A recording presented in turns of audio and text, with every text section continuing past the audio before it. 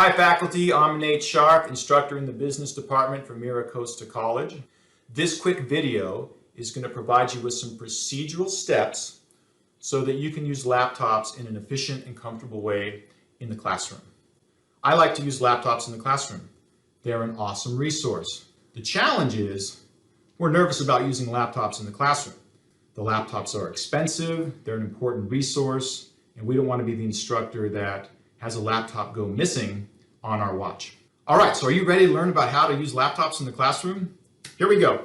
All right, so step one of your laptop procedure process is planning. The process of grabbing a laptop, taking it back to your desk, booting it up, and getting on the page that you're expecting them to be on can take at least 5 minutes. So you need to have an activity happening while students are going through that process. Otherwise, you're going to lose classroom time, both on the process of getting laptops out and booted up, and also with closing them up and having them return back. Step two, get the laptop cart key. You will need to sign out for the laptop cart key so that you can open up the laptop cart. When you sign out for the laptop cart key, you're also going to want to grab a copy of the out for repair list, which will tell you which laptops are currently not being stored in the laptop cart. Step three of laptop procedures is set up your laptops in preparation for students to use them. So here you're going to open up the laptop cart, pull out the number of laptops that you need, stack them on your instructor desk at the front of the classroom, and number the laptops on the board so that students can sign out for a laptop. All right, so here you see I've pulled out a stack of laptops, but you'll notice that laptops number 15, 17, 18, 19 are missing. So out of the stack of 10 laptops, 4 are missing. As you look at your laptop stacks, you want to check against the out of cart list to make sure there's no additional laptops missing. If there is, make sure to circle back with Tara Cesario. I'm going to take this stack of laptops over to my desk and write these laptop numbers up on the board.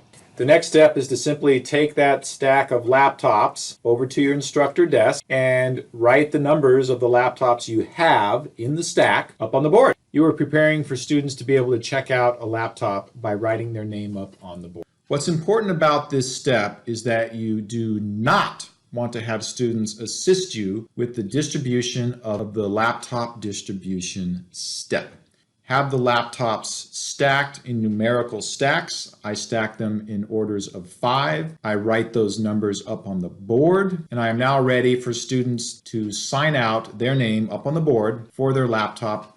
Ideally, you want to do this before students come into the classroom. Once students are in the classroom, there are distractions, there's people moving around. So this procedural step is where the instructor is really taking control of the distribution of the laptops, setting them up in advance on the instructor table and being acutely aware of what numbered laptops are going out and ensuring that each student signs for a laptop before they return to their desk. Step 4 is the actual distribution of the laptops. In this step, students self-select their laptop. Students will come up, grab a laptop, write their name up on the board under that laptop number, return to their seat. And this process enables the student to grab a laptop at their leisure. Lots of people are doing it, so a student doesn't have any laptop shame for grabbing a laptop. So the picture you see here is one column of laptop numbers where students have walked into the classroom, grabbed a laptop from the instructor desk, and written their name down next to the laptop that they selected. While students are signing out for laptop, you're queuing up the exercise. Step 5. The process here is to not waste valuable classroom time with dead air as you distribute the laptops and have students sign out in the classroom while you're going through the laptop assignment. Step 6, return the laptops to the instructor desk. You want to give students ample advance notice that it's time to begin returning the laptops. Now, as you're conducting a laptop exercise in class, some students are going to work faster than others. So let students know as you're conducting the laptop exercise that once they're done, they will need to return their laptop to the instructor desk and they will need to put an X or X through their name on the board. It is important that they do not erase their name on the board. If they erase their name on the board, you won't have a record of who had what laptop. So ideally, at the end of the class, every student has returned their laptop to your instructor desk. Ideally, they're in some stack order, but that is not essential. But what is essential is that they've returned the laptop and put an X through or an X next to their name on the board. Here's what the student checkout list looks like after the laptop exercise is done and the students have returned their laptop to your instructor desk and checked their name off on the board. I find it best to have students check their own name off on the board. It's an extra accountability step. You do have the option of having students simply return their laptops to the instructor desk, and then you can sort through the returned laptop stacks and check off the names next to each student's name. That takes a little bit more work on the instructor piece. I like to have students check off their own name. So before the students depart from the classroom, you can look at the board and make sure that each student has returned their laptop. Inevitably, you might find that there's a student that is still polishing up and finishing their work on the laptop, and you can call those students out and let them know it's time to turn in your laptop. Please close it down and make sure you cross your name off on the board. This is an important inventory control step where you as the instructor take accountability to make sure that all the laptops are returned to you at the instructor desk.